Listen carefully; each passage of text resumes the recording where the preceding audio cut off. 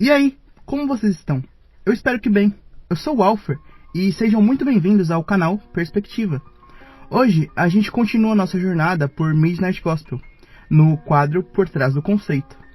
Lembrando que esse é o terceiro episódio da sequência, então se você ainda não conferiu os outros 2 vídeos de Midnight Gospel, dá uma olhada lá, eu vou deixar o card por aqui. Agora, vamos para o episódio de hoje, Vomita Sorvete? E eu vou ser bem sincero, esse aqui foi o episódio que mais me deu trabalho, porque o tema é bem delicado.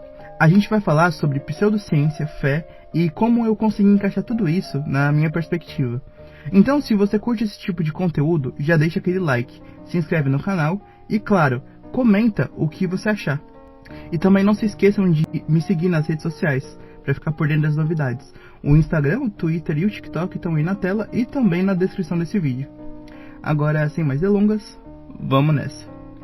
Funcionando de maneira apropriada. Sorvete, tem que ter um planeta com sorvete. Mas, mestre, preciso insistir. Busca por voz, planeta de sorvete. Mestre, Faça um rastreamento rápido por sorvete. Rastreamento de sorvete. iniciando rastreamento de sorvete. Meus sensores, que estão se deteriorando rapidamente, encontraram esse mago com cabeça de aquário. Perfeito, eu arrumo sorvete pro cestinha e falo com um peixe. Manda ver. Como quiser. Eu virei a noite criando esses avatares novos. Tá bom. Balãozinho, cobra, cão, cadê, lombriga. Eu quero esse narigudo aqui. Avatar escolhido. Você escolheu a Fênix Gloriosa da Luz Eterna. Iniciando simulação em 3, 2, 1. Space Cache. Local, planeta Screen. Entrevistador, Clancy. Avatar, Nog. Entrevistado, Damon Eshel. Avatar, cabeça de aquário. Um peixe em um aquário cyborg. Damon Wayne Eshel, nascido como Michael Wayne Herschel, em 11 de dezembro de 1974, é um ator americano que se tornou conhecido como um dos 3 adolescentes condenados no caso do Westmouth Tree. Acusados injustamente de um triplo homicídio ocorrido em 93, a condenação deles foi marcada pela falta de evidências físicas que os conectassem ao crime pela natureza duvidosa das provas apresentadas. Após a sua libertação do corredor da morte em 2011, Damon foi libertado em uma alegação de Alford, que é um acordo legal onde ele não confessa sua culpa, mas aceita que o tribunal tenha provas o suficiente para condená-lo. Desde então, Damon escreveu vários livros autobiográficos e espirituais e se tornou uma figura importante na discussão sobre o ocultismo, tendo dedicado sua vida ao estudo e à prática de filosofias místicas. Ele também apareceu em diversos documentários, livros e podcasts, onde compartilhou suas experiências e conhecimentos sobre o ocultismo e o caso do Westmouth Tree. Damon é um homem que possui um vasto conhecimento na área do ocultismo e trouxe à tona em seus livros muitas das histórias por trás da prática espiritual. Com esse contexto, vamos adentrar na aventura de Clancy. Após cair no mar perto de um barco, Clancy é resgatado por o cabeça de aquário. Clancy tenta falar com ele, perguntando se pode entrevistá-lo para o Space Cache, mas o cabeça de aquário continua fazendo suas tarefas, ignorando a Clancy. Quando termina suas atividades, ele finalmente se senta e aceita a entrevista. Assim, começamos o Space Cache de hoje, Os Fundamentos da Magia, com Damon Eshel. Damon começa a entrevista dizendo que, antes de tudo, gostaria de deixar claro algo muito importante. Ele afirma com convicção que vive em função da magia, que a magia é o centro de sua vida. Tendo isso em mente, ele começa de fato a conversa. Ele menciona que, embora a meditação não seja absolutamente necessária, ela é extremamente útil para a concentração. Ele continua explicando que, para a prática da magia, a mente precisa estar limpa, e é por isso que ele utiliza a meditação. A meditação, segundo Damon, é um meio de concentrar a mente em um único ponto, sem desperdiçar energia com coisas ao redor.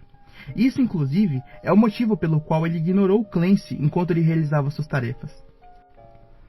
Clancy, por sua vez, comenta que em algumas de suas leituras sobre o ocultismo, ele se deparou com conceitos semelhantes ao que o Damon disse. Ele menciona ter lido algo sobre isso em uma obra de Aleister Crowley, um livro que, para Clancy, foi muito difícil de entender. Um breve contexto sobre Crowley. Eduardo Alexandre Crowley foi um membro da Ordem Hermética da Aurora Dourada, uma das primeiras ordens do hermetismo. Ele foi um ocultista britânico renomado, responsável por criar uma doutrina e liderar outras. Além de escrever diversas obras sobre o ocultismo, Crowley é uma figura muito conhecida entre aqueles que buscam esse tipo de conhecimento. Sua filosofia, especialmente a de liberdade, possui muitos aspectos interessantes, mas também é um caminho perigoso, um alerta para os curiosos. Há muitas outras formas de se aprofundar no conhecimento, sem recorrer a esses ensinamentos. Enfim, voltando à conversa. Damian diz que concorda com Clancy sobre a dificuldade da escrita de Crowley, pois, além de ser complexa, ela contém muita obscuridade, que acabam desviando do verdadeiro caminho da magia. Ele explica que muitas das obras sobre magia são difíceis de entender, pois grande parte delas foi escrita em códigos. Clancy então menciona que por isso ele acha que a cultura oriental é mais simples. Damian concorda e complementa dizendo que, por mais simples que sejam as tradições orientais, elas exigem muito mais tempo e dedicação do que as tradições ocidentais.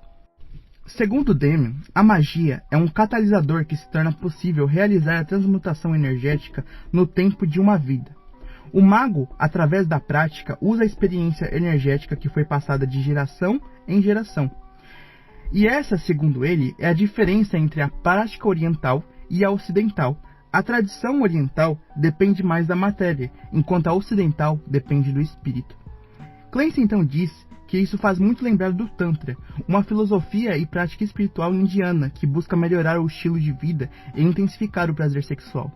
Damian afirma que o Tantra é uma prática complementar na ordem de Crowley, assim como várias outras filosofias. No entanto, ele acredita que as práticas orientais, em sua visão, não são tão eficazes quanto as ocidentais. Quando ele tentou praticá-las, para ele parecia como aprender uma língua diferente.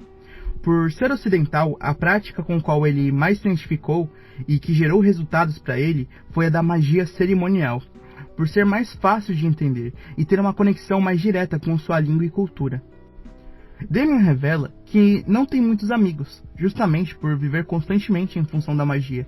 Ele acredita que, graças à sua crença, nunca foi infeliz, pois sempre soube que estava cumprindo seu propósito. Ele entendia a razão de sua existência e o objetivo que tinha com a magia. Clancy então pergunta de onde surgiu a magia cerimonial. Damian explica que a alta magia surgiu na antiga Mesopotâmia, por volta de 3500 a.C., o que faz dela uma prática de origem ocidental. Aqui vale um esclarecimento. A Mesopotâmia fica no Oriente Médio, e o termo ocidental é geralmente usado para países influenciados pela cultura europeia. Portanto, há uma certa imprecisão nessa classificação. Voltando à fala de Damian, ele explica que a Mesopotâmia fica onde hoje seria o Iraque, em uma cidade chamada Nippur. A magia chegou à Europa por meio da Ordem dos Templários, que durante as escoltas de peregrinos para a Terra Santa, entraram em contato com esses conhecimentos e passaram a integrá-los. O conceito de corrente da magia vem exatamente dessa tradição. A magia é passada de mestre para aluno, elo por elo, como uma corrente. Com o tempo, essa corrente mágica se espalhou pela Europa e eventualmente chegou aos Estados Unidos, onde foi fundada a Ordem Hermética da Aurora Dourada. Essa ordem se tornou um marco no ocultismo moderno, dando origem a diversos ocultistas e múltiplas vertentes e doutrinas. Damian enfatiza que as pessoas precisam entender que a sucessão discipular na magia acontece por meio da oralidade. Ele argumenta que o som é energia e, portanto, as palavras possuem poder. Como exemplo de magia oral, ele cita a própria Bíblia. Do princípio era o Verbo, e o Verbo estava com Deus, e o Verbo era Deus. João 1:1. Segundo Damian, essa passagem bíblica é um exemplo claro de magia através da prática oral. Ele afirma que, quando lida corretamente, a Bíblia pode ser interpretada como um dos maiores livros de magia já escritos. Curioso, o Clancy pergunta se qualquer pessoa pode transmitir essa corrente mágica. Damian responde que sim, qualquer um pode passar a corrente, mas apenas se já fizer parte dela. Ou seja, não basta repetir as palavras ou rituais se você não tiver essa conexão energética de alguém que já faz parte da tradição. Se uma pessoa comum disser as mesmas palavras que um mestre, será em vão, pois é necessário possuir a corrente mágica para que o ritual funcione. Ele também explica que existem vários motivos para se praticar magia. Para alguns, pode ser algo trivial, como conseguir uma vaga de estacionamento ou emprego. No entanto, o verdadeiro objetivo da magia, segundo ele, é transmutar o espírito em um corpo solar. Um estado em que o mago possui total controle sobre sua alma e a liberdade para escolher entre reencarnar ou explorar o universo. Em essência, a magia busca libertar espiritualmente o indivíduo e, ao mesmo tempo, continuar passando a corrente adiante, permitindo que mais pessoas se libertem das amarras humanas.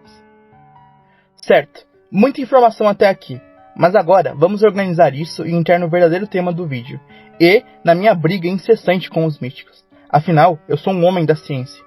Antes de prosseguir, preciso deixar algumas coisas bem claras sobre o que será dito daqui para frente.